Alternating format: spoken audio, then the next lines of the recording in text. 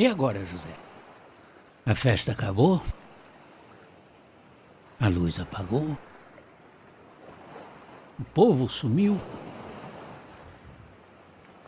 A noite esfriou? E agora, José? E agora você? Você que é sem nome, que zomba dos outros?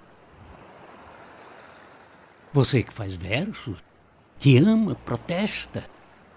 E agora, José? Tá sem mulher? Tá sem discurso? Tá sem carinho? Já não pode beber? Já não pode fumar? Cuspir já não pode? A noite esfriou? O dia não veio?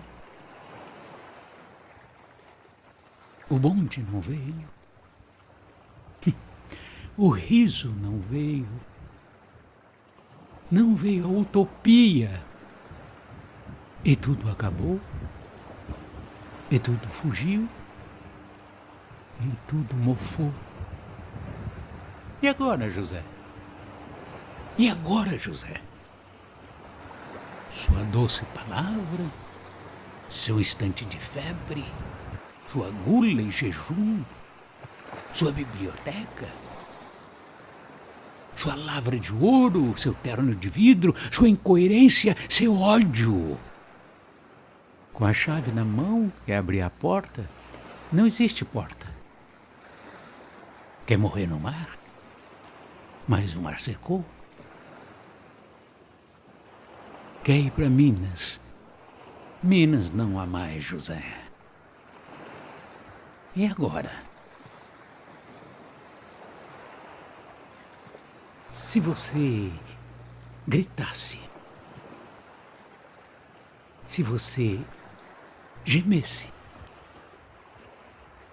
se você tocasse a valsa vienense, se você dormisse, se você cansasse,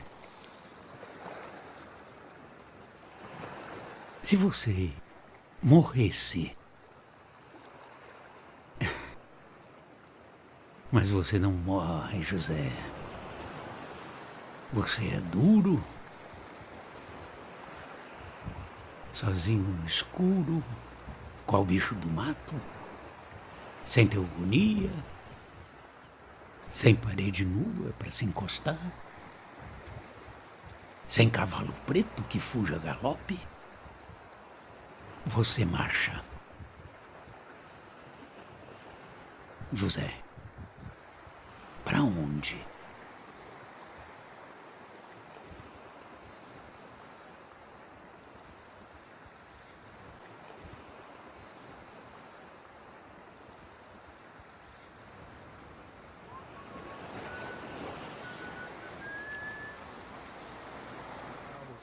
Ele nasceu em 1902, na cidade de Itabira, em Minas Gerais. Em 1925, ele casou com Dolores Dutra. Em 1927, nasceu seu primeiro filho, Carlos Flávio. Mas o Carlos Flávio viveu apenas por 30 minutos. Com 30 minutos ele veio a falecer.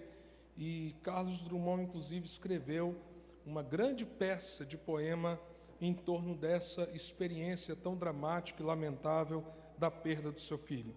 Mas em 1928 nasce a sua filha Maria Júlia, e em 1931 ele passa pela perda de seu pai. É provavelmente nessa época que a imagem que ele via da casa que ele vivia começou a se alterar muito. Havia uma grande montanha, um lugar extraordinário onde ele foi criado na infância. Mas, eu não sei se você sabe, em Itabira houve a primeira grande exploração de ferro no Brasil. E aquela grande montanha se tornou depois numa cratera, e a imagem que ele tinha daquela cidade, aquilo que talvez fazia com que ele se inspirasse, virou um buraco, algo da destruição. Talvez daí a gente tenha uma explicação para o grande poema dele, a grande obra, A Máquina, que ele escreveu sobre isso, sobre o poder da destruição naquilo que ele viu como um capitalismo selvagem. Em 1987, ele é homenageado pela Mangueira. A Mangueira fez um enredo, um samba-enredo, o nome O Reino das Palavras. Então, uma grande homenagem a Carlos Drummond. Mas no dia 5 de agosto do mesmo ano, de 87, a sua filha morreu, tinha lhe dado netos, mas ela morreu de um câncer. Isso foi tão drástico para ele, a perda dessa segunda filha, que no dia 17 de agosto, ou seja, só 12 dias depois, ele já idoso, ele veio a falecer, diríamos assim, muito abatido pela dor da perda da sua filha, a filha que havia sobrado, uma vez que o primeiro filho nasceu 30 minutos depois do seu nascimento. Então, Carlos Drummond sabia o que significava sofrimento e dor. Ele havia experimentado no decurso da sua vida, em horas diferentes, em momentos diferentes, em situações diferentes, dramas que lhe custaram caro. Então, a expressão "e agora, José", é uma expressão de alguém, de fato, que não obstante o reconhecimento da sua obra, aquilo que ele ganhou de notoriedade, ele teve que conviver as suas dores, o seu sofrimento. Todos nós já tivemos ou teremos aquele momento da vida que a gente fala assim: e agora, José? E agora você? Já passamos ou passaremos? O grande problema é que nós somos uma cultura, uma geração talhada para fingir que o sofrimento não existe. Na nossa cultura ocidentalizada, nós olhamos para as dores da seguinte maneira: nós fingimos que elas não vão nos alcançar. Nós fingimos que a velhice não chegará, então nós não nos preparamos para a velhice. Nós fingimos que a doença ou as tragédias nunca nos acometerão, então nós trabalhamos sempre com a hipótese de uma vida feliz. O que é a busca da sociedade ocidental? Seja feliz, viva o agora, viva o hoje, usufrute de tudo, porque você não sabe o futuro. E o resultado prático dessa mentalidade, dessa cosmovisão qual que é? Um despreparo completo para o sofrimento. Talvez nós sejamos a geração menos preparada para as dores, quando elas chegam. E elas são, se você viver por muito tempo, inevitáveis. Se você tiver vida longa, não se iluda de que uma vida longa te trará sempre coisas boas. Que ela sempre será generosa com você, que você nunca terá que lidar, por exemplo, se você envelhecer com artrite, artrose, que você sempre terá saúde longeva. Quantas pessoas, as mais saudáveis que você conhece, que passaram dos 80 anos, elas são grandes atletas, insuperáveis. Mas nós vivemos como se tudo fosse caminhar dessa maneira. Eu estive nessa semana visitando uma família que foi uma grande bênção na minha vida, quando adolescente. E há pouco tempo atrás, um dos membros dessa família, um dos filhos desse casal, esteve conversando aqui comigo, inclusive sobre as dores, os sofrimentos dele. E ele falou assim: Jean, meu pai está muito velhinho, minha mãe também. E eu disse para ele: eu preciso ir lá. Eu preciso ir lá só para uma coisa: para agradecer. Porque quando ninguém, isso eu tinha 15 anos de idade, e eu era louco, gente. Pensa num cara louco aos 15 anos de idade. Eu sou mais sóbrio hoje, eu sou mais inteligente hoje, eu sou mais equilibrado hoje, porque com 15 anos eu era louco, mas não era louco porque eu usava drogas, bebia, nada disso. Eu era louco porque eu estava nas invasões, nas periferias, pregando o Evangelho e querendo ver o Evangelho florescer. E muita gente não entendia aquela minha loucura que o Evangelho produziu dentro de mim, mas aquela família que morava ali a alguns quarteirões da minha casa, eu não sei porquê, mas eu acho que eles nem entendiam também, mas eles falavam assim: esse menino é louco, mas ele ama Jesus. Então, a dona Dorcília fazia de vez em quando um quibebe. Alguém sabe o que é quibebe aqui? Então, delícia, não é? Uma delícia. Eu sempre fui gordinho mesmo, não tem jeito, né? A mulher me atraiu com a comida, né? Não, meu filho, deixa o pessoal falar, vem comer um kibebe, né? Parece estranho comer um kibebe, mas o kibebe é feito com mandioca e carne. Ela fazia de frango, de vez em quando de costela. E ali era o seu Ovídio e Dorcília. E o seu Ovídio, apesar da dona Dorcília chamar dona Dorcília, era o seu Ovídio que fazia doces.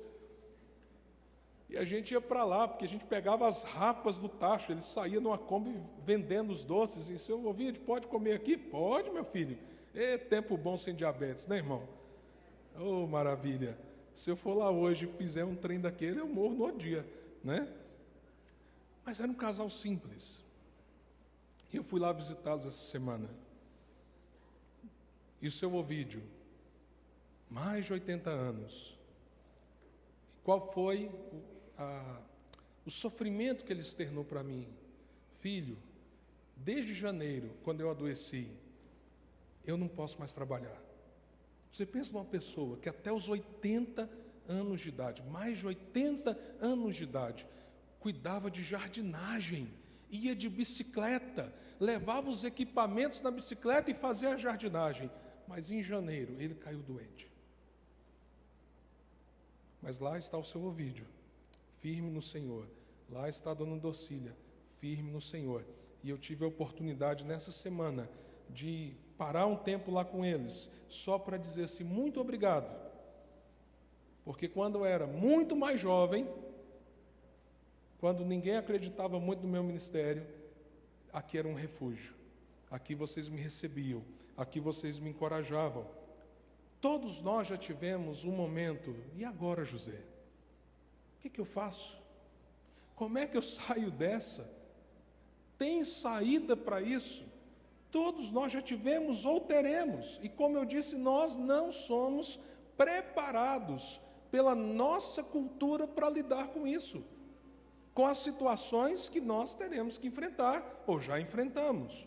Olhando para a minha vida, eu fiz assim um raio-x, uma tomografia computadorizada da minha história, e depois de tirar um monte de coisa e ficar só com aquelas situações extremas, tipo assim, que situação eu me senti desse jeito do poema de Carlos Drummond? Eu achei 4 situações. Eu achei uma crise financeira dos meus pais, que afetou muito a minha vida pessoal, quando eu era um pré-adolescente, que os meus projetos, sonhos, tudo isso foi quebrado, porque meus pais quebraram, não é? Estou ficando velho, hein, gente? Eu estou falando do plano cruzado 1 e depois do 2. Alguém sabe que isso existiu? Se você sabe ou viveu, você está velho também, tá? Mas eu era criança.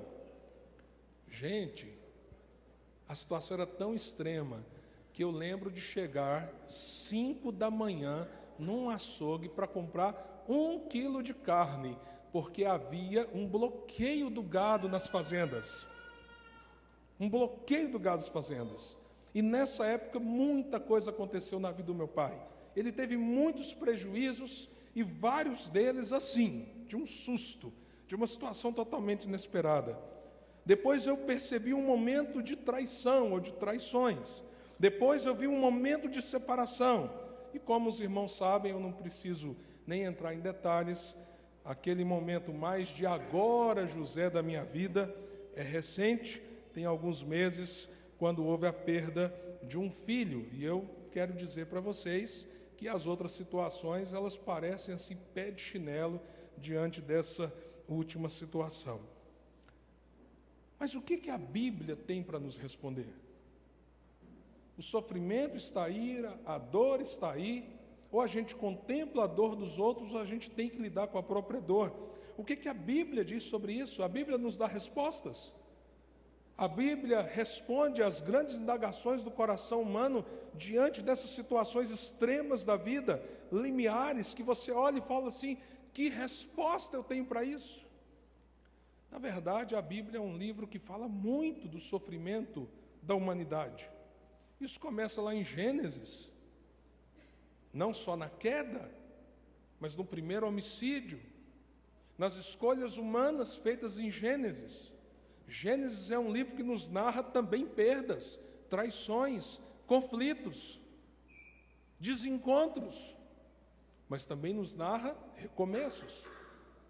Quando nós olhamos, Êxodo começa em meio ao sofrimento. O que existe? Um povo que Deus escolheu, mas que está debaixo do cativeiro, da escravidão, e fala de libertação. E assim nós podemos caminhar por toda a Bíblia. Não há um livro da Bíblia que não fale a respeito da dor e do sofrimento das pessoas. Todos narram isso. Todos eles nos falam, mas não apenas falam, eles nos dão uma perspectiva, uma leitura, um posicionamento. É por isso que nós podemos dizer, num mês como esse, que todo o país está mobilizado, tantas instituições estão mobilizadas, a igreja pode dizer, há uma resposta para o seu sofrimento e para a sua dor, que não é abrir mão da sua própria vida. Ninguém pode dizer com tanta propriedade, com tanta profundidade.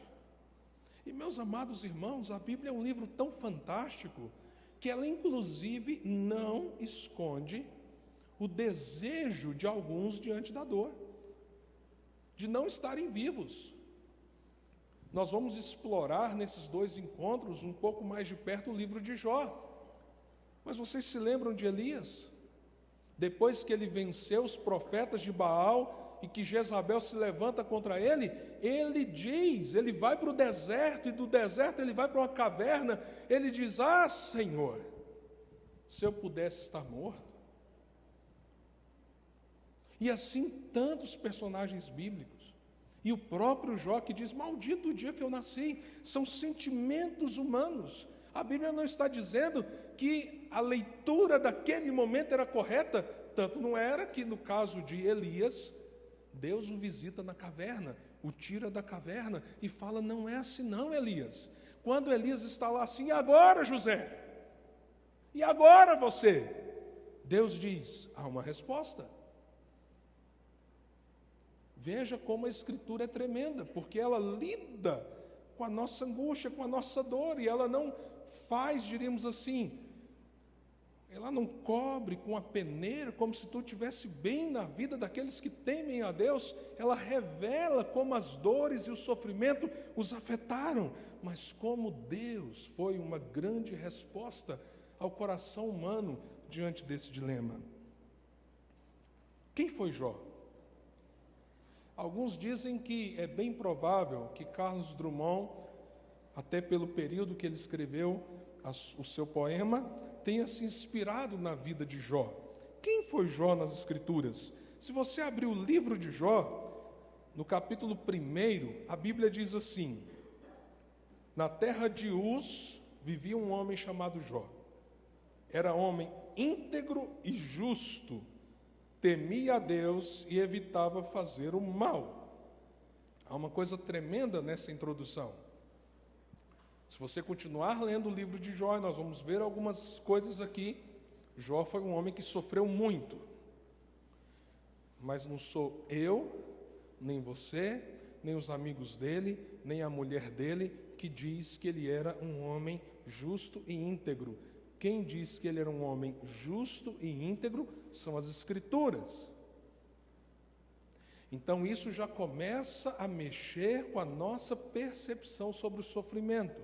Se você entende que o sofrimento sempre é uma relação de causa e efeito, ou seja, alguém faz uma coisa ruim que atrai coisas ruins para ele e por isso as pessoas sofrem. Eu quero te dizer uma coisa, você tem um problema filosófico e teológico à luz das Escrituras, porque a Bíblia começa dizendo que Jó era um homem justo e íntegro. Teoricamente, para quem pensa assim, os dias maus, os dias difíceis, os grandes dilemas da vida acontecem só com aqueles que merecem. Para pensar um minuto. Aqui está um homem justo e íntegro. E o que nós lemos sobre a vida dele quando nós continuamos? Que ele inclusive possuía muitas coisas, tinha 7 filhos e 3 filhas, possuía 7.000 ovelhas, 3.000 camelos, 500 juntas de boi e 500 jumentos, ou seja, né, é mais ou menos assim, ele tinha as Ferraris, os Porsches, as mansões da época, e tinha muita gente ao seu serviço. O cara empregava muitas pessoas, dava trabalho para muita gente, no sentido positivo. Era o homem, presta atenção nessa frase, ele era justo e íntegro, e era o homem mais rico do Oriente. Você acha que é fácil juntar isso tudo numa pessoa só?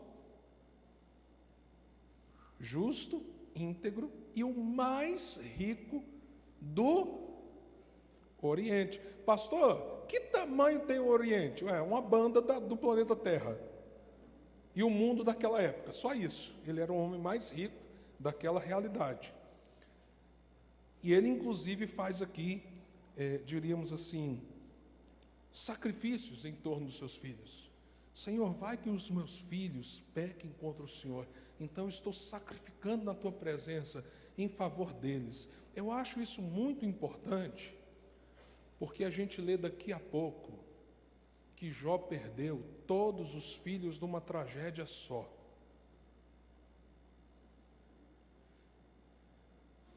E talvez você pergunte, mas naquele tempo as pessoas não amavam tanto assim, ainda mais o cara que tinha 7 filhos homens, 3 mulheres. Irmãos, ele se preocupava com o exagero dos banquetes dos filhos. Ele amava tanto os seus filhos que ele sacrificava. O sacrifício dele diante de Deus era assim: vai que os meus filhos pecaram contra o Senhor. Eu estou intercedendo por eles. Faço uma pergunta para você: será que esse homem amava seus filhos?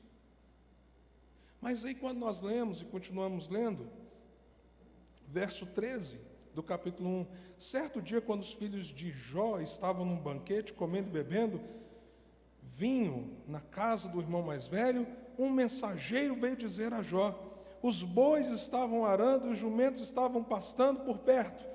Quando os sabeus o atacaram e os levaram embora, mataram a espada os empregados, e eu fui o único que escapou para lhe contar.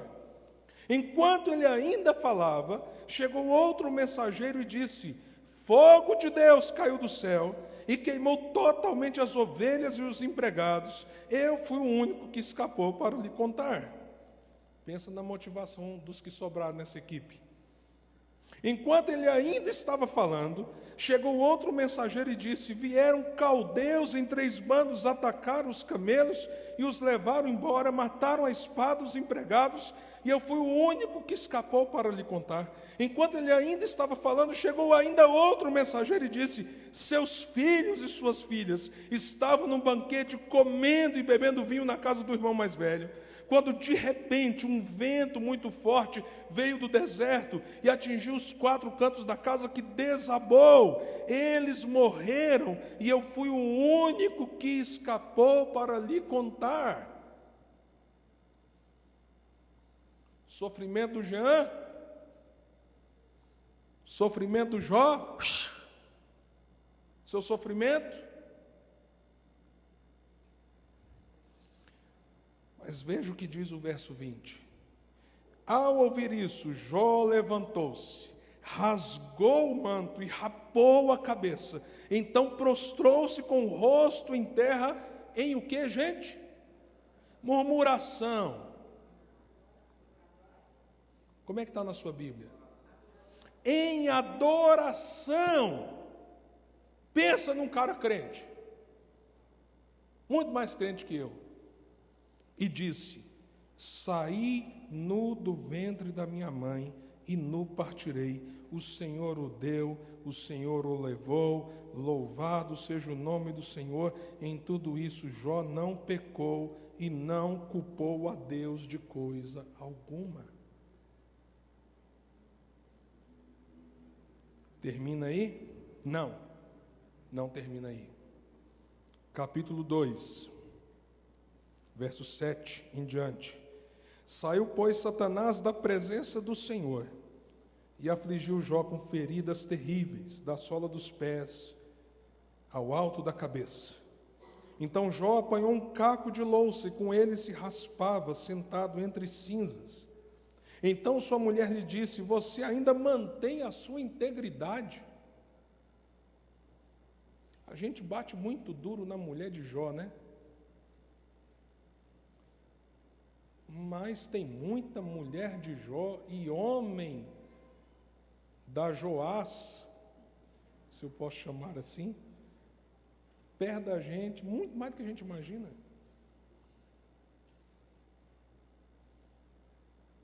Velório. Gente, o que eu vejo, gente que se diz crente, falar besteira em velório.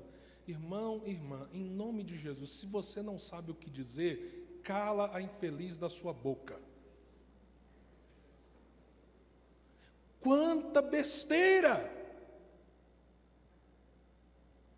No meio da dor, alguém vem dizer assim, e com ar assim, né? Cheio da unção do inferno, cheio da unção do inferno. Irmã, Deus te ama. Deus ama? Ama. Mas você precisa pensar, porque Deus permitiu você passar por isso agora, num momento desse. É um momento de reflexão, minha irmã. O que precisa ser consertado na sua vida, vai para lá a palavra do inferno. É hora de dizer isso, infeliz. Você vai ver que você está do lado errado, biblicamente falando. Não. A mulher de Jó é a primeira que diz assim: você ainda mantém sua fé, sua integridade? Gente, é a mulher dele.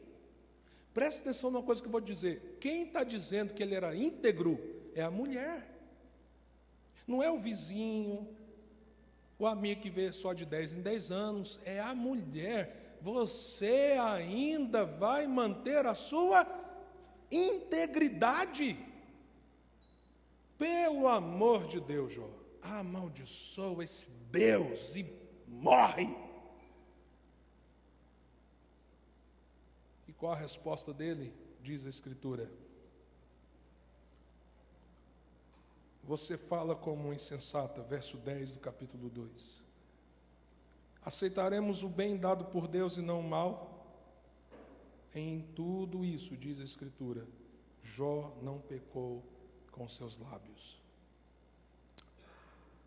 Isso não dá um parafuso na sua cabeça? Eu acho que quando a gente lê isso, a gente tem mais perguntas do que respostas. Eu acho que a gente tem mais indagações do que conforto para a alma. Porque se a gente parar em Jó capítulo 2, parece que a gente tem aqui um Deus que não está vendo o coração de Jó. E que resolveu fazer um joguinho com Satanás, e que Jó entrou no meio dessa parada. E aí parece que tem uma incoerência aqui. Então você precisa ler todo o livro de Jó para você entender algumas coisas. Por exemplo, logo depois que a mulher fala isso, os amigos de Jó, 3 amigos, diz aí, verso 11. Quando 3 amigos de Jó, Elifaz de Temã, Bildade de Zoar e Zofar de Naamate, souberam de todos os males que haviam atingidos, saíram cada um da sua região, ou seja, eles moravam em lugares diferentes. Eles saíram e vieram.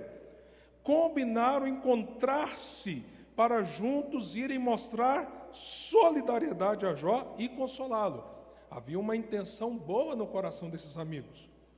Quando viram a distância, mal puderam reconhecê-lo, ou seja, a imagem de Jó, aquele homem, o mais rico do Oriente, justo, íntegro, agora estava reduzida a pó, a vergonha.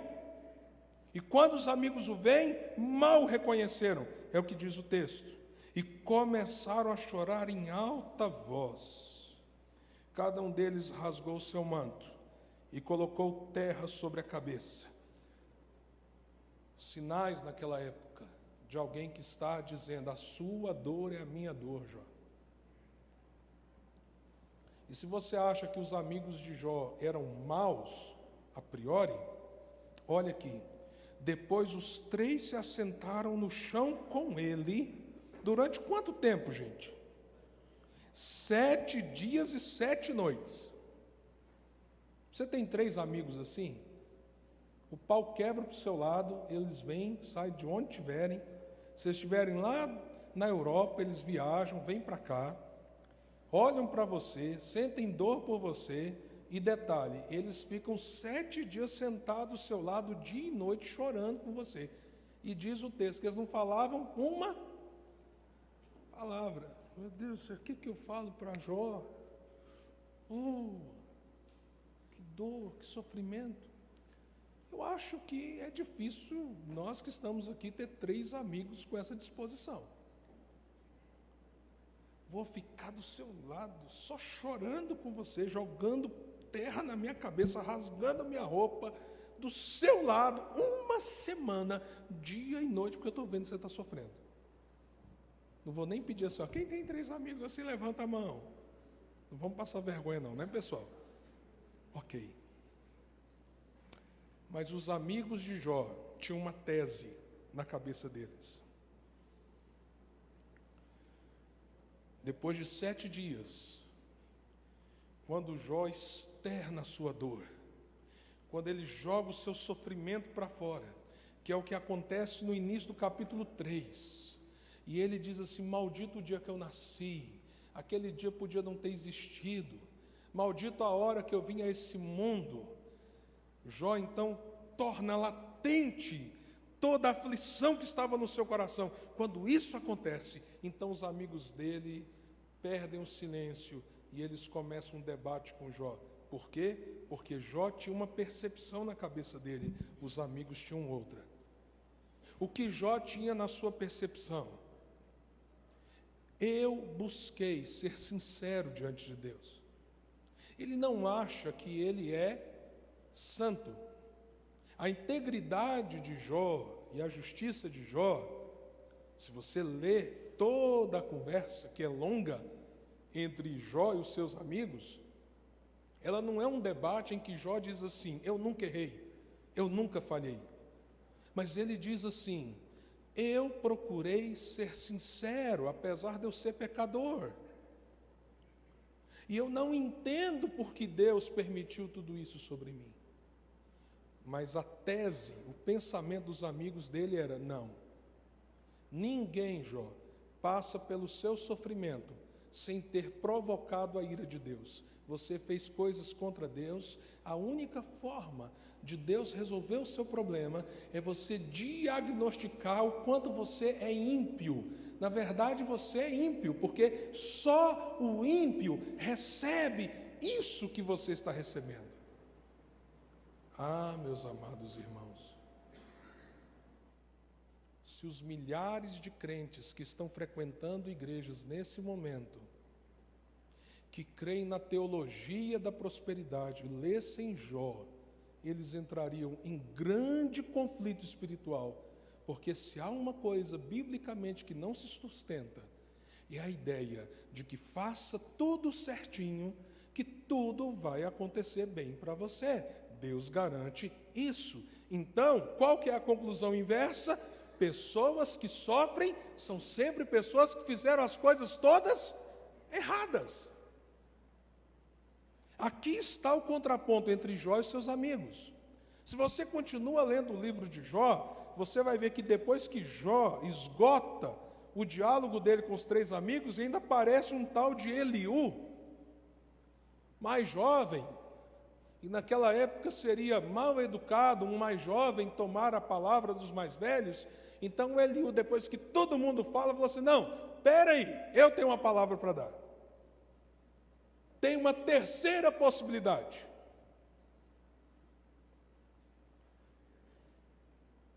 Na verdade, Deus está te punindo, Jó, por aquilo que você ia fazer de mal lá no futuro. Então ele já te puniu antes de você fazer. O Eliú era, como todo jovem, assim, criativo, né? Criativo. Então Deus, com antecedência, já te puniu pelo seu mal. Está vendo, Jó? Resolvi seu problema.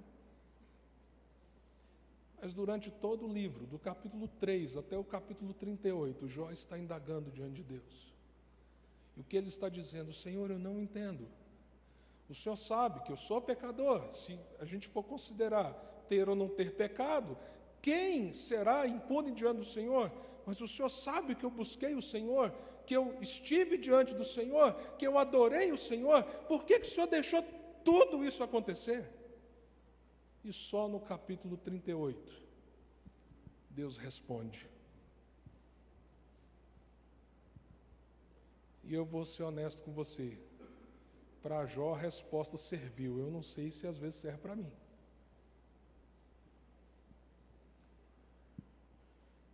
Porque Deus falou assim para Jó. E a gente vai ver mais disso na semana que vem. Principalmente semana que vem. Deus diz assim, Jó, só tem uma coisa para dizer, cara, eu sou Deus. Deus não falou porque que ele teve feridas, Deus não falou porque a casa caiu em cima dos filhos, Deus não falou porque que os povos vizinhos tomaram os gados dele, Deus não falou porque os servos dele morreram, Deus não respondeu um monte de coisa. Deus só fica dizendo assim, onde você estava, Jó? Quando eu fiz isso? E onde você estava, Jó? Quando eu fiz aquilo? E onde você estava, Jó? Quando eu dei, por exemplo, força para um animal ter a sua cria lá no campo? E onde você estava? Quando eu criei os grandes animais do mar? E onde você estava, Jó? Quando eu permiti os grandes temporais? Onde você estava, Jó? Eu sei que com Jó funcionou. Por que eu sei? Você sabe por quê? Porque existe Jó 42. Eu sei por causa disso. Porque em Jó 42, a gente lê o quê? Que depois que Deus respondeu a Jó, disse Jó ao Senhor. Então eu sei que a resposta funcionou para Jó. Porque o que a gente tem em Jó 42 é uma das coisas mais belíssimas e extraordinárias das Escrituras. Pastor, é tão bonito e tão extraordinário assim, eu queria ver assim. Então você vem na semana que vem que eu vou falar mais do texto da semana que vem em Jó 42.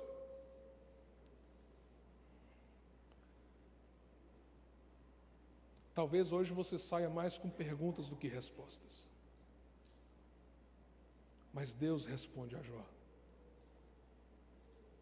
Deus responde a Jó. E eu quero dizer para você, seja lá o drama que você estiver vivendo, seja lá a dor mais forte pela qual você esteja passando, se tem uma coisa que pode acalmar a sua alma, é a resposta que Deus tem para você, que não é necessariamente a que você busca.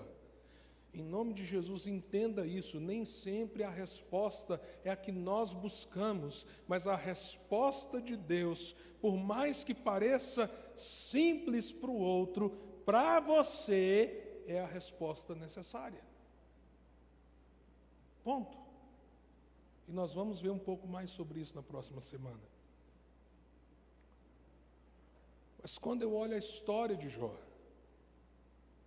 eu vejo uma síntese da história nossa, de todos nós, de toda a humanidade. Fomos criados para uma vida justa e íntegra. E essa vida justa e íntegra foi usurpada por aquilo que nós chamamos de queda. Lá em Gênesis, no capítulo 3, há um versículo muito significativo para mim sobre sofrimento. Ele parece não falar disso, mas eu queria que você prestasse atenção por um instante nesse versículo. Nós vamos olhar o 17 e o 18. E ao homem declarou: visto que você deu ouvidos à sua mulher e comeu o fruto da árvore da qual eu lhe ordenara que não comesse, maldita é a terra por tua causa. Com o que, gente? Com sofrimento você se alimentará dela. Por quanto tempo com sofrimento? Todos os dias da sua vida. Então, se alguém diz assim, mas qual é a origem do sofrimento? À luz das Escrituras, a origem é a nossa rebelião. É o momento que nós damos costas para Deus e dizemos: nós não queremos você como Deus sobre a nossa vida, porque qual foi a tentação de Satanás contra o homem e a mulher? Comam, e vocês serão como Deus. Em outras palavras, a queda é uma rebelião contra o governo e a divindade de Deus. Mas aí o verso 18 diz assim: a terra, ela lhe dará espinhos e ervas daninhas, e você terá que alimentar-se das plantas do campo. A versão Revista Atualizada usa o termo cardos e abrolhos. A terra dará cardos e abrolhos. Irmãos, o nosso corpo produz cardos e abrolhos, a nossa psique produz cardos e abrolhos, o nosso trabalho produz cardos e abrolhos, o trabalho do outro produz cardos e abrolhos, o seu cônjuge produz cardos e abrolhos, os seus filhos produzem cardos e abrolhos, os homens e as mulheres que estão lá fora nesse momento produzem cardos e abrolhos, as nações produzem cardos e abrolhos, a terra produz cardos e abrolhos, o universo produz cardos e abrolhos, porque o impacto do pecado é cosmológico, é em todas as dimensões da vida. Então, porque há sofrimento, porque há dor, porque há uma natureza desequilibrada, porque tem tsunamis, terremotos, fomes, tempestades e tudo o resto que nós podemos classificar como aquilo que causa sofrimento, porque a terra, eu, você, todos nós produzimos cardos e abrolhos o tempo inteiro. Essa é a condição do mundo que vivemos. Somos pessoas caídas num mundo caído. Então a ideia de viver para você mesmo, de gozar a felicidade, de então viver intensamente as emoções, ser feliz, cheira um negócio aí que você vai ficar bem, né? Você não vai ter overdose, ontem morreu mais um rap de overdose, não, faz não sei o quê, pode se entregar isso e aquilo. Todo dia estão as tragédias humanas, os cardos e abrolhos, porque a vida não é assim. Não é assim. O melhor dos casamentos terá coisas para melhorar. Mas aleluia, porque o pior dos casamentos ainda pode ser consertado, porque há um Deus agindo na história. À medida que envelhecemos, vamos parar de lidar com a velhice, com o romantismo. Melhor idade. Depende do que você está falando. O cara juntou a poupança, equilibrou a vida, foi um cara equilibrado, né? Há muito vigor. Também não há.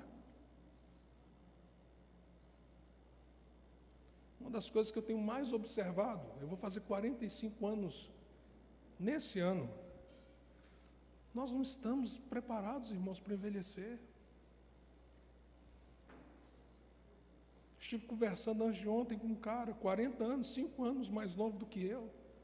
E ele disse assim: a primeira vez que eu parei para pensar, eu passei dos 40, foi no dia que eu fiz o aniversário. Até então eu vivi uma vida louca. Mas aí bateu. Cheguei nos 40. E olha quem que está com 70 aqui fala assim: você não viu ainda o que é chegar nos 70, nos 80.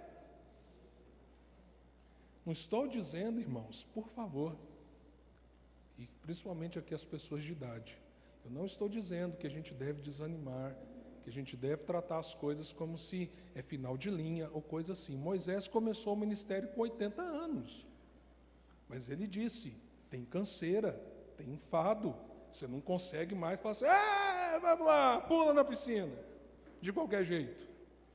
Não, tem limitações. Tem que ter um repensar da vida. Só que se você esperar chegar nos 80 para você repensar a sua vida, você não tem ideia do que você vai fazer daqui até lá. Por não perceber que a terra produz cardos e abrolhos. Então o livro de Jó nos lembra: fomos feitos para a integridade, fomos feitos para a justiça, mas fomos tomados pela queda. E a queda tem consequências terríveis. É como aquele dia terrível que Jó recebe uma notícia após a outra, e no segundo dia, quando ele achava que as notícias já eram as mais terríveis possíveis, um segundo dia vem como uma avalanche, uma nova onda que lhe destrói. Mas como eu disse, eu louvo a Deus porque existe Jó 42. E esse não é um livro que fala só de dor, de sofrimento, de angústia, de desesperança. É um livro que fala o que acontece quando Deus responde você no meio da sua dor. E isso é tremendo. Isso é tremendo. É um livro que fala quando as coisas têm um sentido mais profundo. Quando você olha uma coisa chamada transcendência. O que é transcendência? Nós não estamos vivendo só aqui. Essa vida é passageira. Esse é um tempo, nós somos peregrinos, como tem um hino que diz: sou peregrino aqui, em terra estranha estou. É um tempo, e como diz os Salmos, é como uma erva que nasce e brota, vem o sol, seca-se a erva. É um tempo rápido, curto, e aí você tem uma percepção da eternidade, do além, de que existe um Deus que está trabalhando na história, não obstante as dores e os sofrimentos estarem na história. É como lemos, que se você está em Cristo Jesus, todas as coisas, até as mais aparentemente terríveis, começam a cooperar para o seu bem, para o propósito eterno de Deus. Ou seja, não só aquilo que você vai viver nesse período tão curto perto da eternidade. E eu quero terminar essa reflexão de hoje, deixando o convite para que nós continuemos em Jó 42 na semana que vem, não obstante ser o texto que as candeias vão ler. Então veja só, você que vai numa candeia essa semana, você vai preparar o seu coração para aquilo que Deus vai te ministrar na semana que vem. Mas eu queria ler um texto sobre um camarada que é loucura o que ele fez por mim.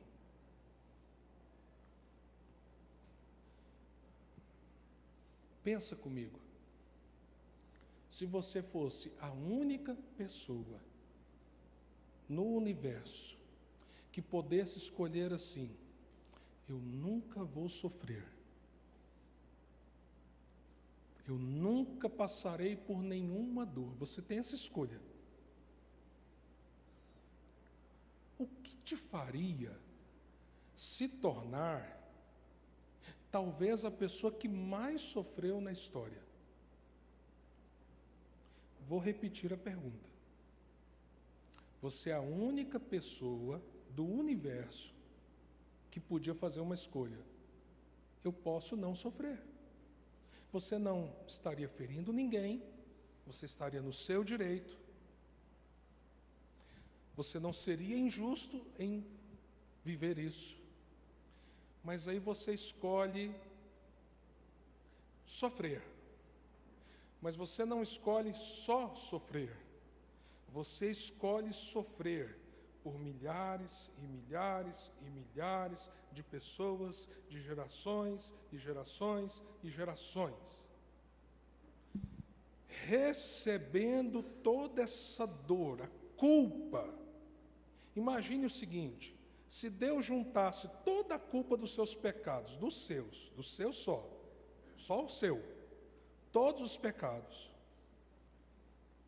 e lançasse de uma vez todos os seus pecados, do passado, do presente e do futuro, sobre você mesmo, de uma vez. Agora, o cara que eu estou falando, ele podia não sofrer. Ele tinha essa escolha. Não quero sofrer. E ele seria justo. E ele resolve sofrer. Ele toma a decisão de sofrer. E Deus junta toda a culpa dos seus pecados, de uma vez, aquilo que você não suportaria, que você mesmo fez ou fará. Ou fará não, fará. Que se Deus juntar de uma vez só, você não dava conta de administrar. Mas Ele juntou o seu,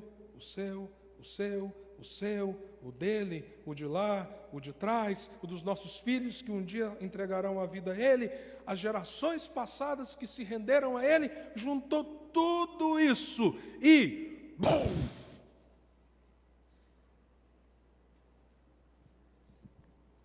Isaías 53, verso 5.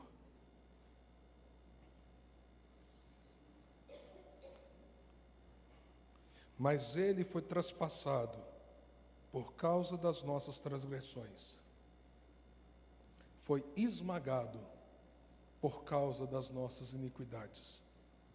O castigo que nos trouxe paz estava sobre ele, e pelas suas feridas fomos curados. Eu não tenho todas as respostas. Eu não tenho todas as palavras. E talvez ninguém tenha para te dar. Ninguém tenha um diário para chegar e dizer assim, sabe aquele dia que você caiu, foi por isso, sabe aquele dia que aconteceu isso, foi por aquilo, sabe por que você foi rejeitado, foi por isso, sabe por que te traíram, foi por isso, sabe por quê?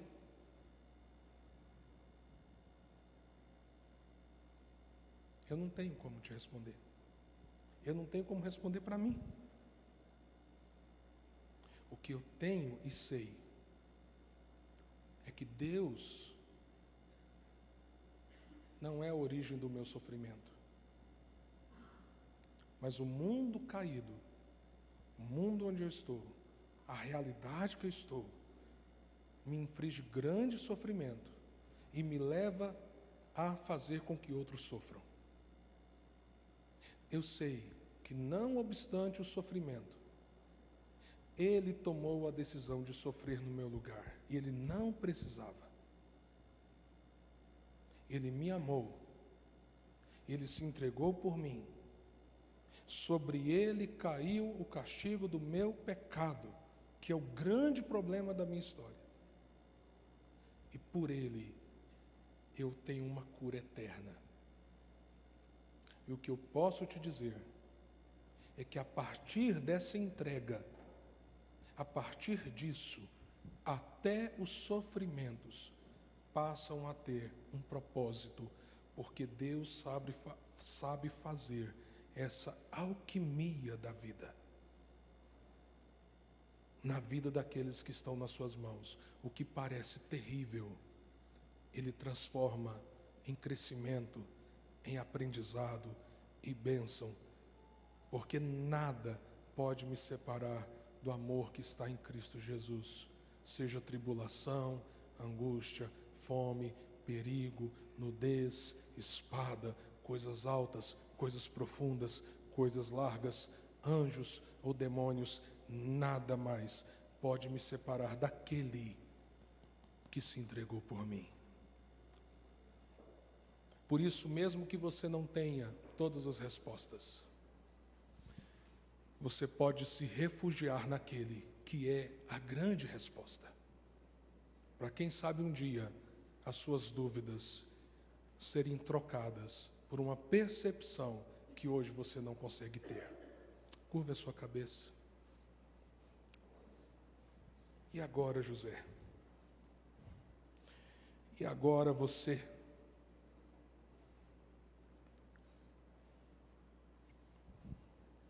Quero te dar um tempo para falar com o Senhor.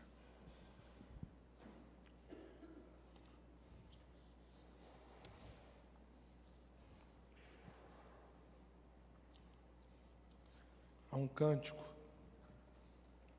que às vezes em momentos de grande angústia eu gosto de cantá-lo. Só de ouvir tua voz e sentir teu amor, só de pronunciar o teu nome, os meus medos se vão, minha dor, meu sofrer. Continue em oração.